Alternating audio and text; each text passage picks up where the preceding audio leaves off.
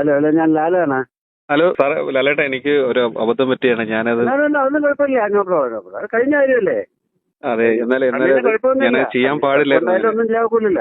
അതെ, ഞാനത് ചെയ്യാൻ പാടില്ലായിരുന്നു. അല്ല, അതിപ്പോ എനിക്ക് ഇത് എന്തറിയോ, നമ്മളെ ഒരു 5 മണിക്കോ അല്ലെ 6 മണിക്കോ ഒരു പോസ്റ്റ് ഇടുന്ന പറയുന്നു, നമ്മൾ ഇട്ടോളാൻ പറയുന്നു. അതിന്റെ ഫംഗ്ഷന് കയറുന്നു. അതിന്റെ ഇടയ്ക്ക് എന്താണ് ന്യൂസിൽ വരുന്നതെന്ന് എനിക്കറിയില്ല. അറിഞ്ഞൂടാത്തൊരു കാര്യം സംസാരിക്കുന്നു. അത് ഞാൻ പറഞ്ഞു, എനിക്കറിയില്ല ന്യൂസ് എന്താണ് പറഞ്ഞിരിക്കുന്നത്. അപ്പൊ അറിഞ്ഞൂടാത്തൊരു കാര്യം ഞാൻ നിങ്ങളോട് സംസാരിക്കാൻ പറ്റില്ല. അതുകൊണ്ടാണ് ഞാൻ പറഞ്ഞത് എനിക്കറിയില്ല, അറിഞ്ഞിട്ട് പറയാന്ന് പറഞ്ഞു.